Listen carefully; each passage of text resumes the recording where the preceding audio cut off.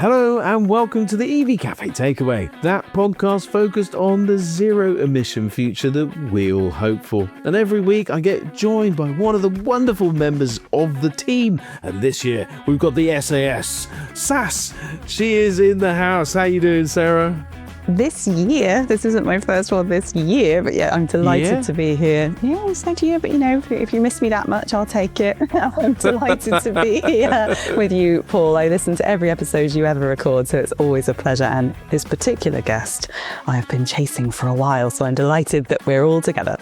It is really cool, and I think the lady in question that we are joined by today has quite a big resume. Yes, quite big, and doing a lot, but also doing an incredibly important job today. And we are joined by the CEO of the EVA. Tell us what the EVA is and what you do there and the mission that you guys are involved in. Yeah, I will. Well, thanks very much for having me on, both. It's really good to be here. Yeah, so we're EVA England. So there are actually 4 EVAs in the UK, one for each nation. But we represent sort of English drivers, although having a discussion with some of my colleagues in the other EVAs, if you drive between borders, you're welcome to be part of both EVA England, EVA Scotland, EVA Wales. So we represent the driver in the kind of EV transition. So our role is really a bit of a consumer champion role to try to make sure that the EV system works for all of us. So we know EVs are great. We have sort of 500 plus paying members who love their cars.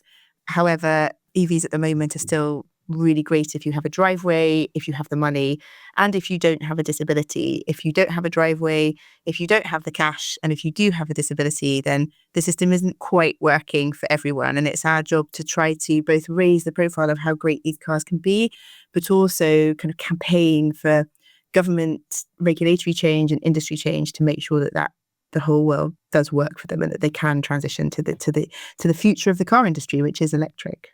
If you operate a fleet of cars or vans, you'll know electric is the future. Transitioning to EVs can appear daunting, but with Europcar, it's effortless. Our long-term EV rentals eliminate the upfront costs, contract commitments, and uncertainty. Instead, you'll get total flexibility, a wide choice of cars and vans, and Europcar's expert support.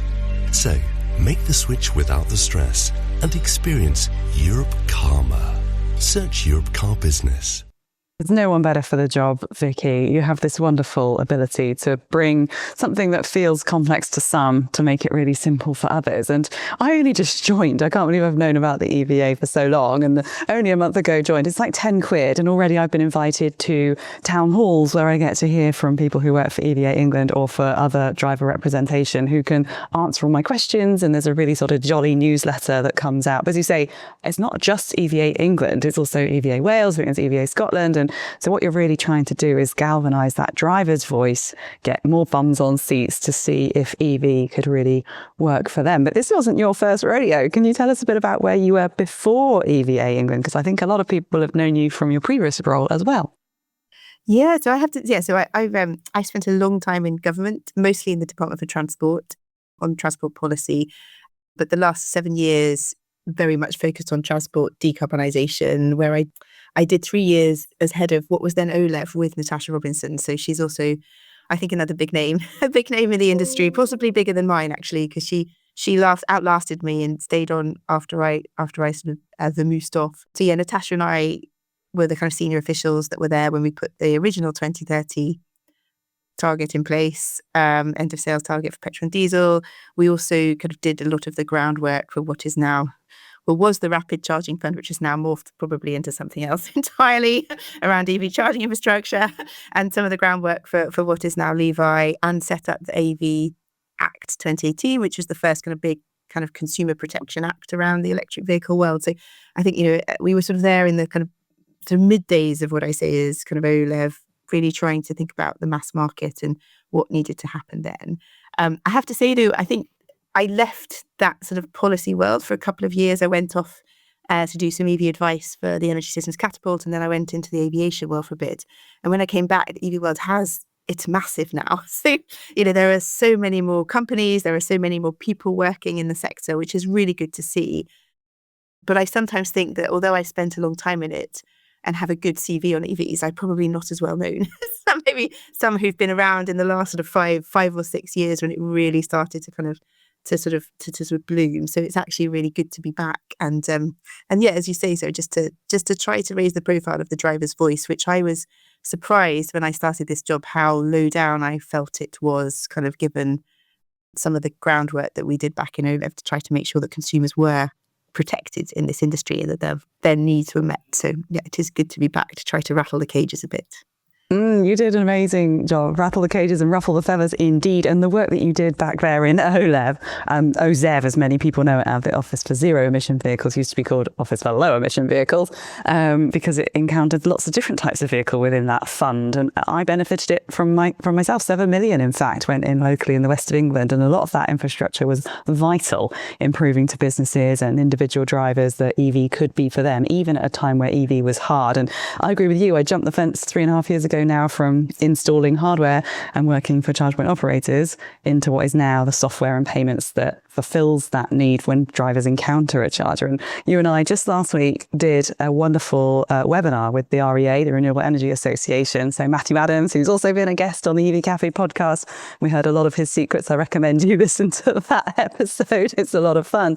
The payments webinar was focused on drivers. So what is the issues that they have been experiencing whilst paying for the charge? So we've kind of had range anxiety. That's been and gone. The cars now do the distance. We've had charger anxiety. That does still happen. Will it work when I get there? And then we've got this new one, payment anxiety. What are drivers saying to you in these town halls and in a response to your newsletter about the difficulties of paying for the charge when they get there? Yeah, and I think, like I said, I think actually the work that you and Peter and REA are doing on this is really helpful, because government takes time to sort itself out. Regulations are complex and lengthy and have to be heavily consulted on. But an industry-led initiative is always really welcome. And certainly when I was back in government, we loved industry to take the lead on things because it was just quicker, it was easier, and it also showed that there was a willingness from the industry to make the sector work for consumers. So I was really pleased to take part in the webinar. And I think I said that I think one of the biggest, people come to our website often when they're really frustrated and they were asked to go and they want to know how to sort things out. And the two things we get emailed the most about are payment processes and the frustrations that people have, largely around roaming in the lower powered charge points where people are fed up. They still have to use multiple cards, multiple apps. Why can't we have contactless? What's happened to the roaming provisions? I thought we were only supposed to be able to use one card. And that's one of the single biggest frustrations. And the other is people, tenants and leaseholders who want to install the charge point and landlords just say no. So those are the two pieces that we get emailed the most about, because I think there isn't I think it's just day-to-day levels of frustration that build up as people are using the charging network, and it just isn't as simple as they want it to be, or the frustration that actually they really want this sector and they can't transition to it because somebody just won't help them sort out one really key piece, which is getting a charge point. So I think it's just really interesting that those are the two issues that we get emailed about the most. And it's interesting, isn't it, Vicky? Because it's almost like it's no longer about the driver as such, or the vehicles as such. Probably the vehicles. The driver is the key piece of this. And from my world, as you know, I couldn't care less about cars, but I do very much care about drivers, and because drivers are drivers of vans as well as cars. And I over exaggerate with not caring less, but is it now, do you think, the critical piece to be able to kind of solve the wider issue of charging? Because it is becoming more and more a focus of not the vehicles, as Sarah's alluded to, that they do the job and all that sort of stuff. Is it the charging itself? Because it certainly is in the van world. You can't get chargers to where they need to be. How do you see both the government role and your role kind of meeting in the middle on there to solve a challenge that will deal with both cars and vans in the driver form? Yeah, and I think there's a lot of commonality between what car drivers and van drivers face when it comes to their needs for charging infrastructure, especially those who are using their vans for their work and just really need to be able to charge them when they need to charge them. I think this is always the most challenging part of the transition. So the people without driveways, the people who need charging infrastructure to be where they need it to be at a price they can afford and for it to be accessible, because it is a new technology, it is a new world. We're transitioning, but we're transitioning very quickly. So I love that we've got loads of charge points in the ground. I love that we're kind of heading towards 85,000. I love that they're going in the ground every 30 minutes. But as a consumer champion, I'm also like, but are these charge points going to work? Are they in the right places? And can people with disabilities use them? And that's probably my biggest issue at the moment is that these charge points need to be accessible, and how often do they turn over, and are we suddenly going to have to retrofit a whole system? So I think, it's great that we're getting the charging out there, but it does need to be in the right place, and it does need to work for people and be affordable. And I think the underlying issue is also the grid connections, because that's the biggest part of the challenge. It's kind of what drives where they can go rather than necessarily where consumers need them. It's really expensive. It causes, the industry, I think the CPO industry, the charge point industry, are investing in grid upgrades, which then the consumer have to pay for, which is, there's this whole kind of cycle around what's happening with the energy system. And as a sort of EV transport person, I find it really hard to unpick that. And I get the sense that quite a few in the sector do as well. And I think that kind of join up between the transport and energy worlds, to me, perhaps isn't. I mean, it was an issue when I was in OLEV years ago. Like, are we talking different languages? Are we really joining it up? And I think it's probably moving, but is it moving enough? And, I don't know enough about market reform. I don't know enough about what the work Ofgem are doing on grid connections. I don't know if it's going to solve some of the consumer issues. And it's really hard to get your kind of teeth under the skin of some of these really knotty energy system issues. But isn't that exactly it? The drivers don't know about the complexities of grid connections, and they don't understand why those hubs were placed where they were. We know it's because it was the cheapest way to connect to the grid. We know that it was because the land acquisition was easier at site A than at site B. And all the driver sees is, why is it 89 pence per kilowatt hour, when it's only 79 pence just down the road, or even less if I download the app. It's just too inconsistent. And slightly before your brilliant webinar, I was invited as part of the Transport and Environment, which is a really big study, an embargo study, a data study. And it showed that of 250,000 comments were analysed, AI comments were analysed, to see how much of that noise out there relates to the different areas of the market that we know are a concern. Only 4% related to the pence per kilowatt hour. Only 4% was about the cost. Everything else was the major concern. So, where will I find it? How do I get there? Why can't I use a single payment card? Why is one charge point operator more expensive than the other? Why can't I have a charger at my block of flats? And so it says to me that bodies like the EVA England, Wales and Scotland, it's so important that we get that translation right. What more do you think businesses in the EV ecosystem like ours should be doing to make that translation easier? We think we're talking sense. The driver doesn't think so. Yeah, and I think sometimes I sort of like to think about the conversation I have with friends and family, and the school gate I find is a really valuable source of information on kind of how people are thinking about EVs and how they understand them. I personally, I'm not a great detail person. I'm not very techie, and I really hate IT and all that stuff. So I think I'm quite a good test case. If I understand it, then other people ought to understand it. And I think it's really simple. So I think we talk about signage, we talk about charge point signage, but which is really important, signposting where charge points are. But actually, is there enough that industry is doing to help people through the kind of plugging in and paying process? And I think probably not. Like, if I'm honest, I've had quite patchy experience recently. I was on the public network where the whole sequence of how you're supposed to do stuff is just, why do we have to do it in a particular sequence in order to connect? Like, it's really annoying.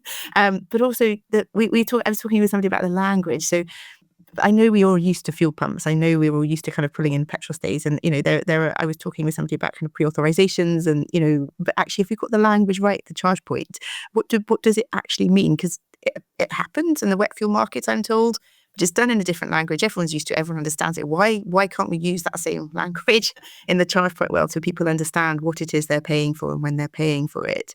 And it is really difficult to go from, do I understand the size of my battery, what it means, and therefore kind of how much I should be paying to charge, like, roughly kind of if I want to, do half a battery kind of when I plug in. And I'm not sure everyone does. So I think, us in the sector, yes, we talk it all the time. But if I talk to several contacts of mine have an EV and have no idea what size their EV battery is, have no idea. They've never used the public network. They don't want to. They hire a petrol diesel car if they want to go on holiday in the UK because they just don't want to use the network. So I think we kind of overlook quite how difficult people are finding this, and how, you have to be really willing to kind of enter a new world and play around with it and put up with some of the frustrations at the moment. And if we want the mass market to get behind this, we've got to make it easier for people. We've got to make it just so easy and obvious that once they've done it the first time, oh, that was so simple, like, of course I'll do that again. And I think we're not quite there yet. But we'll get there, I hope. We certainly will. And I think there's loads of questions going around in my head, but I think just to come to your point really there, how do we get this information out? Because I know we are extremely guilty of being in the 2 or 3 or maybe 5% of the park kind of bubble where everything is electric and we know a little bit about it. But even probably 50, 70, 75% of that park don't really know what they're sitting on, what the battery chemistry is, why that makes a difference, what's the difference between a kilowatt hour, and a kilowatt, because we've got 2 kilowatts and a kilowatt hour and its energy and its speed and its size and it's complicated even for those of us in it. How do we educate? And I know the EVA are set up to kind of facilitate that. What is your mission going forward for the next sort of 6-12 months? How are you imagining this rolling out and broadening that understanding? Yeah, I'd like to do so much more than I think we're able to do at the moment with the numbers and the resources that we have. But we talk a lot in the kind of EVA England office, which is very small, about can we do more users guides? So we do have frequently asked questions on our website, but at the moment our best way of doing that is to contribute to the work that others are doing. So I think we want to work. So the new £25 million cost pavement fund, for example, it's for local authorities. Previously, government, when it puts its guidance out, it's very targeted towards the industry, to installers, to local authorities, to those who need to know how to access and use the money. It's not really tested on consumers. And when I read through it as a driver, I don't get it. So what we're hoping to do is actually make or turn any guidance that goes out on that into something that residents understand, and working with the people producing that guidance to understand, actually, if I'm a resident, this is what I do, this is the process I go through, this is what I pay. Because nothing clear like that is coming out of some of these sort of big kind of policy announcements.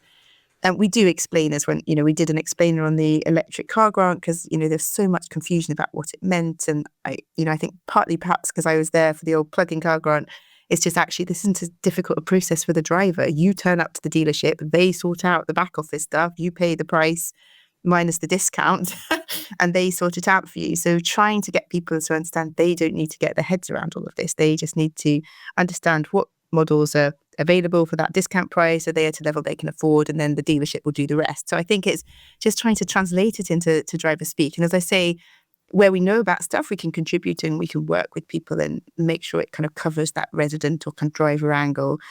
We would like to do more. We would like to have a much better kind of information set of pages on our website that really go through some of this into detail.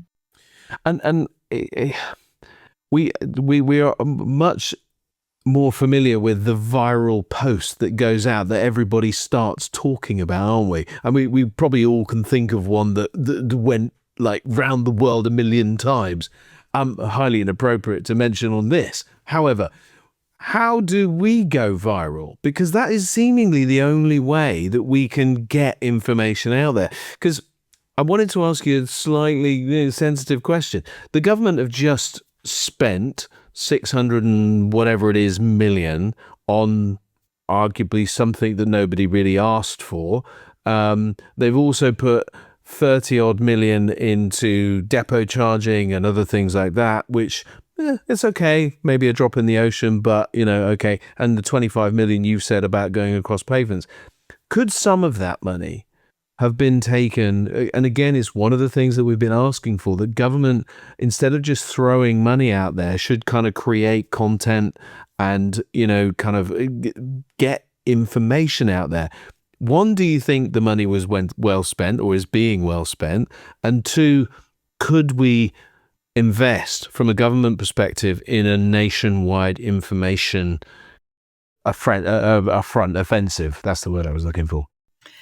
Well, yes and yes. So yeah. I have to say the car grant. Yes, I personally would like to see something go to the used car market as well, but we're still working on that. I think what people perhaps isn't being talked about enough, and which we talk about a bit on our website or hint at, is that the ZEV mandate has created so much confusion for customers because it's been wobbled on so many times. So it was put in place. It was a great thing. Everyone was signed up to it. And then you had the sort of issues with the emission zone in kind of London, the kind of local election issue. Suddenly, the previous government was talking about, okay, no, we're not going to do 2030 anymore, we're doing 2035. And that was the point at which consumer confidence in the EV market took a massive hit. And I think people forget that. So I think from my point of view, now what the new government is trying to do is try to restabilize it and say that we're committed to 2030, here's the mandate that sits behind it. But I think there's been so much rattling of the cages in the background, so much debate about it, so much negative press. Whether kind of the car manufacturers have wanted that or not, I don't know, but it's not helped consumers fall behind this transition. So what we need is to stabilise that. And I actually think the car grant is an attempt to do that. And I think we forget about that. This is what manufacturers asked for. They wanted support. They said they were spending billions discounting cars. Government can't spend billions. It's got to think about taxpayer value for money. So they've put something in place that is easy for them because it's administratively exactly the same as the plug-in car grant, and they can do it really quickly. So in a sense, what I don't understand is why all the negative press on this. Actually, this is a really good thing. You asked for this, we've got it. It's going to help get more people into the cars because it is going to bring prices down for some people to a level that's affordable. And it's a good thing. It's government saying that we've listened to you, we've responded, here's something we can do really quickly. As I say, I'd like there to be a parallel something on the used car market, and we're working with a couple of other partners on what that might look like, and continue to talk about it. That's where most private buyers buy their cars. Prices are dropping, and depending on kind of what you read, they're really good. People are really interested, but they're still not as cheap as buying a second-hand kind of petrol diesel car for many people. So, we do need to think about how to make that market much more affordable for the people who used to only pay a couple of £1,000s for their cars. So I think, there's still a lot of raising of awareness that needs to be done on that market.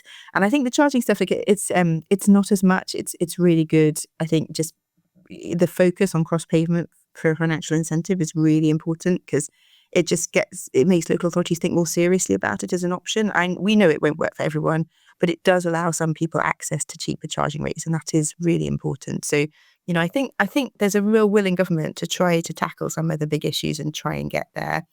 But you're right, swaying public opinion is the biggest challenge, misinformation. And I don't think the previous Go Ultra Low campaign, which lots of people talk about, will work anymore, because when that was set up, you only had a much smaller number of products, and you also had a much smaller number of charging companies. Now you have this huge industry that's really burgeoning. It's not going to be possible to have a one-stop shop for every single energy tariff and every single product that's out there that's hosted by government. Companies should be advertising that themselves.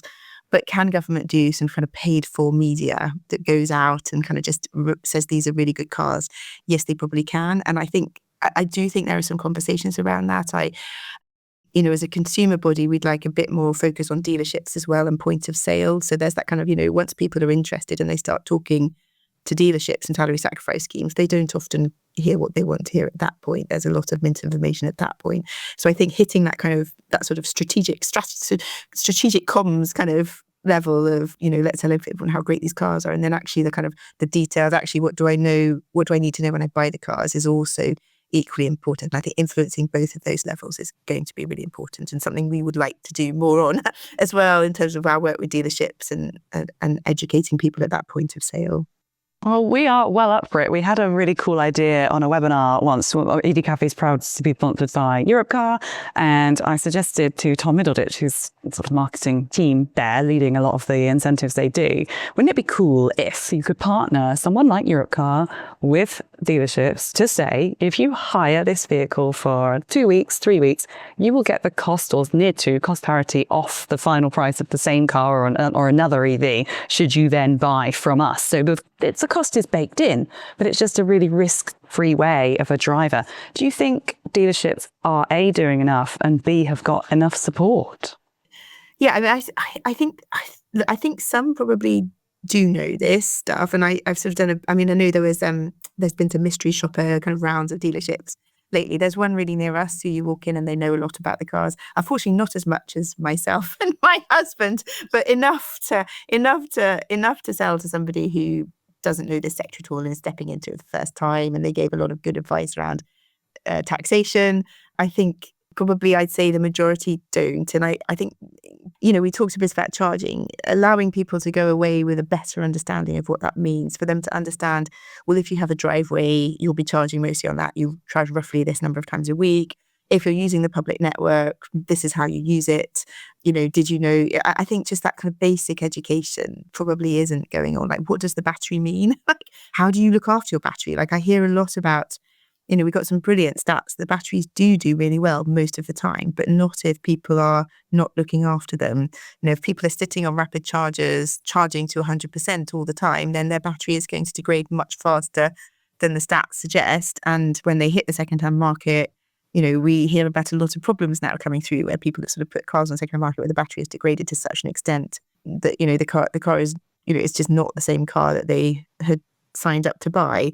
And so just that sort of basic information that's helped people through this journey to a new technology, I don't think is universally there, and it doesn't need to be that difficult. I don't know how the car industry and dealerships kind of work together. I know the NFDA have a sort of coalition of dealerships who are really good at this stuff, but I don't know enough about kind of who's working, between manufacturers and their dealerships, who's giving the information down to that point of sale, and is it the right source of information? Who's responsible for doing that? I think that would be good to unpick a little bit. It is definitely one of the challenges I agree with you wholeheartedly on. I know a dealer group that employed little old me to do training for their sales teams, and literally they walked into the two manufacturers in question and held up a picture of me, it's very surreal, and said, "We are having to use this guy because you are not training us and not training our staff." So, there's a responsibility on manufacturers for getting this information into the dealers. We agree there's a responsibility on government. And EVA England and the other ones are doing a great job with limited resource of really connecting with drivers and doing that education piece one by one. But I totally agree. We need to go mass market with this. Now then, I want to know who this person is that is leading this charge in EVA, because we've heard that you've done a little bit in OLEV, and as was Office for Low Emission Vehicles, but OZEV now, and you've been in government for a long time. And almost all of your early experiences were there, and it's clear actually she's very clever. She's got a university degree from Oxford, in fact 2 degrees, but I noticed that they're not in your subject of today. More animal focused, it seems. Talk to us about just that period before you went to university. What was your dream as you took on a doctorate, so a PhD in zoology and animal biology, but also biology and biology sciences in general? So what was the dream of Vicky Edmonds as you grew up? And maybe you weren't Edmonds at the time, I'm not sure, but anyway, what was your dream, Vicky, as you grew up and tackled university and looked out at the world ahead? You've done your research. Yeah. I was Edmonds, yeah. So I kept my name in a very kind of a very sort of feminist statement sort of way when I got married at the time. Yeah. No. So what is? Yeah. You're absolutely right. Like right now I was supposed to be in the middle of the rainforest counting monkeys or something. That was my dream. um, yeah. So I mean, when I was a kid, look, I was super into my kind of biology and animals, and I guess that translated into biodiversity when you kind of get a bit older, and that translated into just really caring about the climate and the planet, and starting to get a little bit alarmed about, I guess, some of the stuff that seems to be being ignored.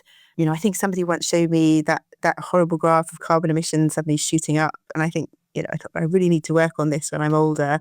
But yeah, I was quite happy kind of in the biodiversity sort of zoology world for a while, and then I guess realised that research wasn't really for me, academic research. So my parents were both academics, so that's kind of, I guess that's why a lot of us start down our chosen initial routes.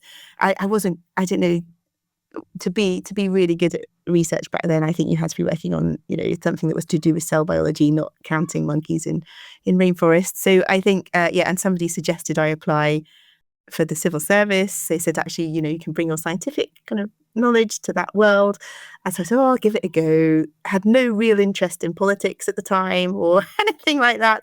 Anyway, ended up getting in and ended up actually, I think, just really finding my feet. Like I think for my personality, I like stuff that's quite interesting, that's, complex kind of problems that you can kind of delve into, but it's also quite fast paced. And I think, so I think I found my home there, and I was there for a couple of decades, kind of switching between different roles. But I definitely had a target that I wanted to move into the decarbonisation world, and it took a bit of time to get there. So I sort of, as you sort of move up the civil service career ladder, you sort of become a little bit more in charge of your destiny, I think. And so ended up in transport decarbonisation, which is where I really wanted to be, that kind of decarbonisation world. And and I've stayed in that world ever since. And then obviously electric vehicles, I think my passion there came from, I became head of OLEV with Natasha, and it's hard not to suddenly become really passionate about electric vehicles once you step into them. This is a no-brainer. Why aren't more people doing it? Like, this is ridiculous. And then got my first car, because I actually didn't drive until we got an EV. And so one of the few people who's never actually used a petrol pump. So when people talk to me about the wet fuel market, I'm like, my husband did, but I have no idea. So I've grown up with EVs. So for me, like I apart from the cost of public charging and the kind of, we've talked about the payment processes and the kind of the fact of the sequence, it feels like a no-brainer to be able to plug your car in overnight and wake up with a full battery and kind of and get where you need to be. So for me, I've always, in the kind of road transport, grown up in that electric world, which I think is also quite helpful for this job. Yeah, and we're going to solve all that, all that stuff. I always say this, we're getting it right now so it doesn't matter for other people, so that everyone can grow up with electric, as you said so beautifully. And I love this story about you. They say that you can tell a really good person by the way they treat animals, and you wanted to devote your life and career to looking after and maintaining animals on this planet. So huge kudos for that. And I am not surprised about what you said about civil service and local authority. We talk a lot about the skills gap, and for me, the civil service and local authority is a fantastic place to start anyone's career, because there's multiple departments, you can move through them. There's a very structured career progression sort of chain, there's pay, there's benefits, there's camaraderie, there's a lot of work to do, though. Those rumours about people working in local authority not working hard and slacking off and whatever, it's so untrue. So often doing 1.5 or even 2 people's positions, because there simply isn't any money to pay for additional staff to come in. So this is where I think you get your work ethic from, your big heart, your wonderful demeanour, but you're also, when you need to be, I've seen you in action, ferocious with your point. There's one wonderfully soft, wonderful woman who we're speaking to today packs some punch. Where does that inner strength come from for you, do you think, Vicky? Oh, I mean, that's very kind to say. Thanks, Sarah. I think, so actually, I'll tell a little anecdote. So I remember I went to my leaving drinks with my team members when I was leaving government, and I think I can't remember what we were talking about, and it came up and somebody said, I think I said, I don't think I'm that persistent. And one of my teammates said, oh my God, Vicky, you're the most persistent leader I've ever had. Like, you never give up and you always get what you want. I was like, oh, okay. I think it was a compliment. So that I hadn't quite realised people saw me in that light. As you say, I always thought I was soft and gentle. In how I ask for things.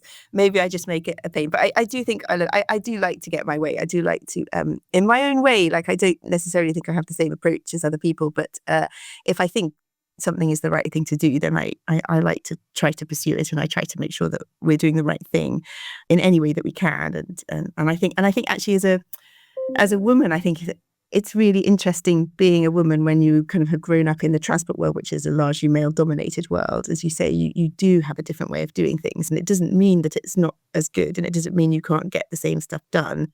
But it is perhaps a new way and a slightly different approach. And I think certainly when I was growing up in the civil service, it was harder sometimes to actually get my point across, harder to intervene in meetings where everyone's talking over each other, harder to sort of say, actually, look, I can still do this job as well as the next person. Just because I have a different way of doing it, it doesn't mean it's not going to get done. And I think celebrating these different ways of working, I think, is really important. And it was actually something the civil service did really well. But I think it is something as a woman to, you are in a slightly different position sometimes, and you do have to fight a bit harder for what you want. You do, but that does give us the courage, and I think I'll stand by my statement. You are this wonderful leader who has this wonderful way about you, and that difference is what has made you be so impactful in our industry. Particularly, I see that. I didn't realise we had so much in common. I knew we had a lot, because I'm on my 22nd year in sustainable transport, and most of that was spent, 11, 12 years of that was in local authority. So for me, it's a really important subject. But I also didn't realise that you also had this ambition. I was selected by the WWF, not the Wrestling Federation, the World Wildlife Fund, to compete in a global competition when I was 18 to represent the UK, and the prize was to go and survey polar bears. Now, as it happened, this different way of doing things got me in a lot of hot water, because they said, what are you most afraid of? And I always wish I'd made something up, but I said I was afraid of failing. And they decided that I was not worthy of the prize because they couldn't have someone on such a dangerous environment who was afraid of failing. And, the psychological impact of that really affected me, particularly as the only female on the competition, thinking, I'm not brave enough, I'm not strong enough, I'm not whatever. But no, I was just in the wrong game. As an adult, I'm really glad I didn't have to go and count polar bears. They're terrifying. I'm really glad that pushed me down the road that it did. I'm really glad that I was true to myself in that interview. And I think watching you and everything you're leading on, and that what your lovely colleagues said to you about yourself in that leaving drinks, is something we should all hold on to. Just because it's different doesn't make it wrong. Just perhaps you're in the wrong boardroom, as our other wonderful guest has said before. Indeed. I think there's absolutely something about that. And can I just celebrate something that we all have in common, which is a love of animals? I too was a member of the WWF. I got my badge courtesy of the Beano, and I applied and got all that, and got my all the bits and pieces, along with my Nasher and Dennis the Menace kind of membership of that club as well. But I think the WWF is something that is an incredible organisation. A good friend of ours, Chris Ramsey, is a big fan of it too. So it's great. And just, can I speak as a male just for a moment? I love the difference that women bring, and I wish more men would be aware of the value, because I think I know the challenge is, if we're told to do something, we tend not to.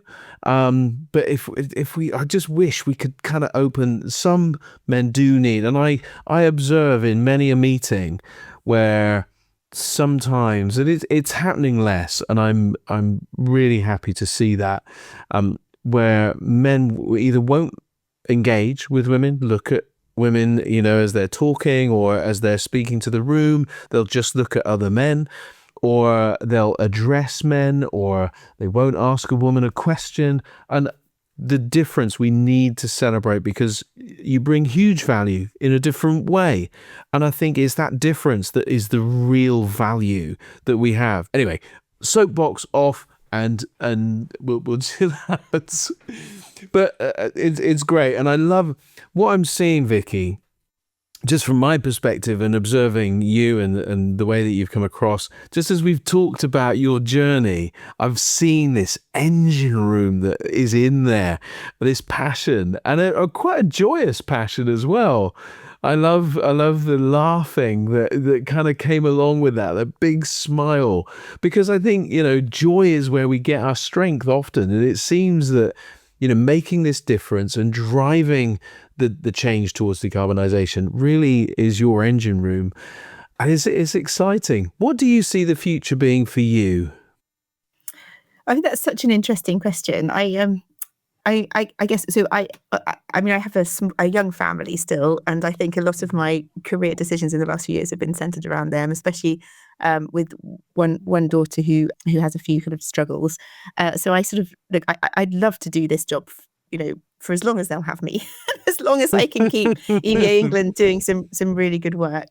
And I think one of the things I love about this job is actually having my own voice as well. And I think, Sarah, you'll understand this, but when you're in the government machine, you work in the shadows. Like you don't have your own voice. You're working for, what you think is a really good cause. You're trying to help get other people, but other people kind of speak to it. And I think what I've loved about this is actually being able to do stuff that I think is really important, but that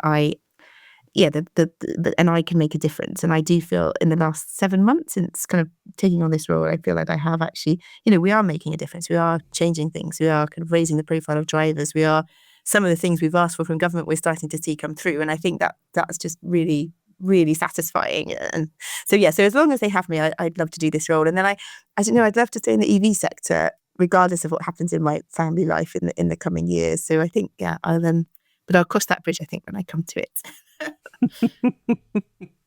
Well, very exciting, Vicky. We have, so with all of that in mind, and listen, what we're about to do is a personal thing. It doesn't have to be to do with your role, but here we go. We have a very special tradition where we hand somebody the EV Cafe magic wand, and here it is. There it is with its lightning bolt, and sort of almost emulating the one that we wear, the little lightning bolt there. And so I'm going to hand you the. So it's coming across the internet, the airwaves. There'll be a delay. There you go. You've got it. Absolutely. The magic wand is now in your hand. And you have the opportunity to make a wish. Now, with the wish doesn't have to be like all altruistic and, what we would expect. We've had a personal chef. We've obviously had world peace, all of those good things. What would you like to wave the magic wand over and make a difference in your way that you think will benefit both yourself and others? That's such an interesting question. Gosh. So actually, do you know what? I will stick to the decarb world. I'd love to wave a magic wand and create this future landscape where all the grid connections are in place. We're all driving electric. There's no noise, no pollution anywhere. And we're all just much happier people for it. So let's go, grid connections, put them in the right places. They're just there and the whole system can build from it.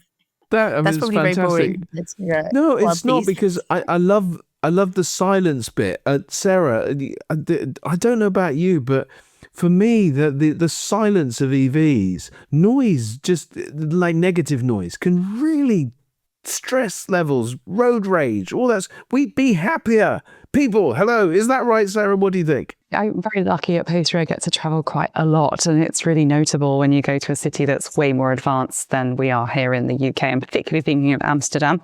Even 5-10 years ago, when I first went to Amsterdam, and you got off the train, and then there's an electric ferry buzzing about the city, and I mean buzzing, and then there's electric cars everywhere. It was properly eye-opening at the time.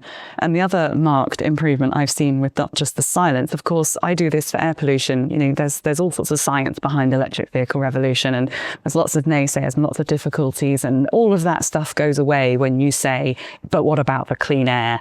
And every time I go to London now, I don't have, sorry viewers, black snot anymore, which is a wonderful difference that I've noticed since, same with Bristol with the clean air zone. So I don't think I've ever been offered the magic wand. Each one of us came on the show early doors, but we didn't have the wonderful gift of the magic wand back then. So if I were to ask the same question, it would be the same as you, Vicky. And actually, I think you need to know that I'm just a massive Vicky fan, and I just messaged Paul directly to tell him that when I first met you, I was completely starstruck. I was like, oh, it's Vicky Edmonds. And I don't think you realise how impactful and powerful you've been, not just as the work that you've delivered, but just, I really admire your leadership qualities. I love your family life. I love your ethos. And I'm just so delighted that you said yes to come on to this podcast with us. It's been a gift. Thank you from me, from my heart.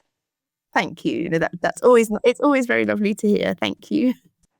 And Vicky, is there anything that we've missed? Is there any sort of thing that we haven't asked you today that you wish we had, or any sort of statement that you'd love to leave us with, beyond everything that we've talked about? I just don't want us to miss anything, because you, as Sarah has already alluded to, you've got this great way about you and a real insight into the world that we inhabit. I mean, if we missed anything, is there something you want to leave us with?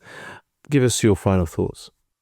Yeah, well, I think leaving you, I guess I should create a good strapline. I think, but yeah, I think about it from, the sector, think about it from the driver's point of view. Whenever you're doing something, is it going to work for the driver? I think is a good sort of, I guess not maybe a strapline, but a good objective. And I guess we touched very quickly on the auto and the cars really working. And I'd like to see more of a feedback loop there with the auto sector, because actually these cars are still new technologies. They've got these very heavy batteries in. And I think just a little bit more, and I think maybe that's kind of for another day, but just making sure that we don't just assume that we made it now, that the cars are continuing to develop and are we getting that driver feedback. So I think the same applies to the auto sector. Are you really testing this with drivers who've driven these cars for a long time and really know them? Are you really kind of taking that feedback on? Yeah, what would the driver say? There we go. Yeah. What would the driver say? That's a good strapline. Yeah, exactly. Well, listen, I don't know about everybody out there, but I have thoroughly enjoyed chatting with you, Vicky, and I'm sure there'll be many, many people that will give you feedback, and you know, as we've begun to sort of try and get these podcasts out to a much, much wider audience. So I'm sure many people will hear your passion. Hopefully they can join the EVA. I did join Please it. do. I think I might have lapsed. I don't know. I can't remember. Anyway, it's like, you know, I've probably got like 6 Netflix subscriptions. So, you know, it's that sort of thing, isn't it? You know, we've all got these things that we're not really sure about. But I definitely invested for a while, and I would love to continue to support the work that you're doing. But many other people, I'm sure, would like to as well, because you're the voice of the driver. And so if you're driving an EV today, you need to head over to EVA, England, Wales, Scotland, depending on where you live, Ireland, wherever you live, and join up, support, because we need a voice. We need a voice when the payments don't work and the stats are dropping. We need a voice when we need to get across that pavement. We need a voice when we need to charge and share charging. We need a voice, and EVA is that voice. And Vicky, as you can see, is passionate about driving that change. So connect with her on LinkedIn, of course. Any other channels? Are you an Instagrammer, a Twitterer, or what? No, an Xer? Yeah, EVA England is on all the channels. So follow us as an organisation. I personally restrict myself to LinkedIn and a couple of Facebook groups, where like EV Facebook groups, because that's where I have the most impact, I think. And as I say, also, I'm not great at IT tech, so that's one of the learning curves for me on this new role, is just promoting social media and promoting that profile. But please do follow us, please do connect with us, and thanks for the shout out as well. Fantastic. Well, all of the links will be in the description. We'll discover wherever you are, Vicky and EVA, and look forward to hearing more from the EVA and seeing how this education piece and the driver piece really begins to build out. And until next time, everybody, there's lots of stuff. Saz, any final thoughts before we go? Maybe we should call it the Electric Voice Association. Oh. But no, in all seriousness, nothing from me, only to say a huge thank you once again. And I'm a huge supporter, not least of you personally, but the EVA England true. Thank you. Brilliant. Well, until next time, everybody, check out all of the links, the evcafe.org. If you want to get a vehicle, you can head over to our website now, because leasing.com, you can see all of the vehicles, the best value vehicles out there on that website, so that you'll be able to get your bum on a seat of an electric vehicle, and a van too. Happy days. Until next time, everybody, have a great day.